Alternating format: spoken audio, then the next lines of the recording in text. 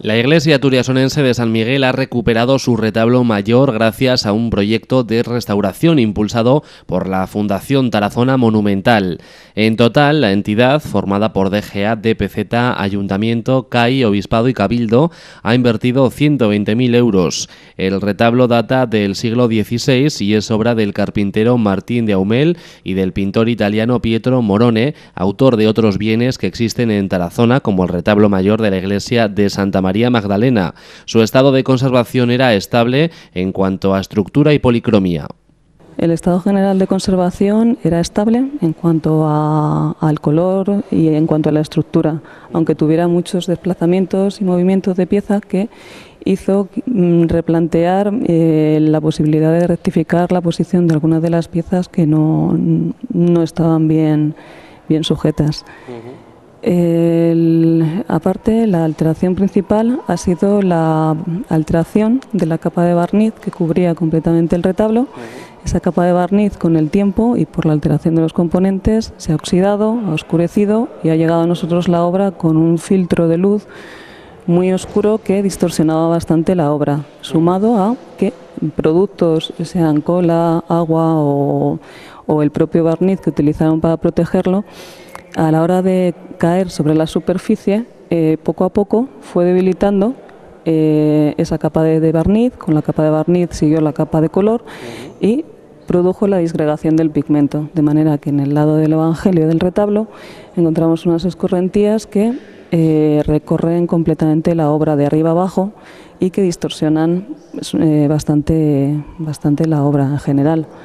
Luego se suma pues levantamientos de color que han hecho que en zonas puntuales se perdiera.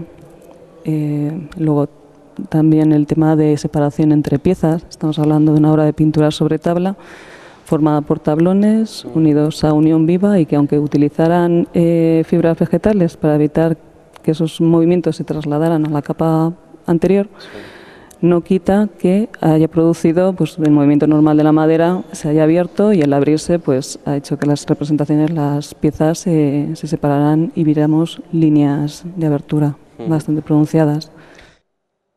Distribuido en sotabanco, dos cuerpos y ático, se articula verticalmente en 3 calles y su rasgo más notable reside en la unificación de sus 2 pisos mediante una gran hornacina central en la que se ubica San Miguel. Es un retablo de pintura sobre tabla donde la iconografía gira en torno al papel reservado a los ángeles y arcángeles en la historia de la salvación como mediadores entre Dios y los hombres. Bueno, primero lo que es la construcción. Es una estructura de retablo con un orden de columnas gigantes que lo flanquean por los laterales, muy diferente al tipo de obra que se está haciendo por entonces, en esa época renacentista, aquí en Aragón. Entonces pues se junta pues el orden gigante, una calle central con una hornacina donde se ubica el San Miguel, que de gran formato, o sea, de un tamaño que abarca los 2 pisos que ocupan las tablas, las representaciones sobre tabla. También es curioso la terminación, los remates laterales con 2 tondos, 2 bajorrelieves de San Pedro y San Pablo, y un remate sobre frontón triangular con un grupo de un Cristo crucificado con gestas y dimas a ambos lados, a cada lado. Entonces, pues esa representación, sumado a ser una obra de pintura sobre tabla, lo interesante de la pieza por aquella información que nos puede dar sobre la técnica empleada por entonces, así como las influencias que el propio Pietro Morone o modos de trabajar pudo traer aquí a Aragón, pues hace de esta obra pues una pieza excepcional y que ha merecido muchísimo la pena poder recuperar. La construcción es renacentista, aunque el estilo barroco también está presente en el retablo. Pero tiene una intervención poderosa en época barroca.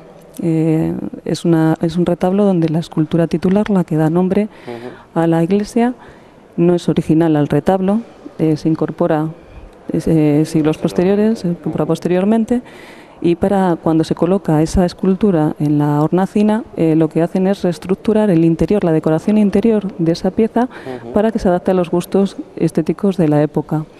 Entonces, pues es lo que hemos podido ver y ya se veía en un principio antes de acometer el trabajo de restauración.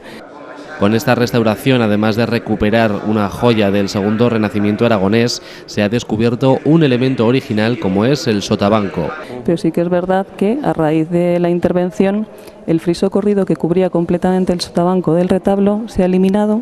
Al eliminarse se ha descubierto un sotabanco que, aunque estaba todo cubierto de un repinte ocre, al levantar ese repinte, ese color, ha aparecido un sotabanco.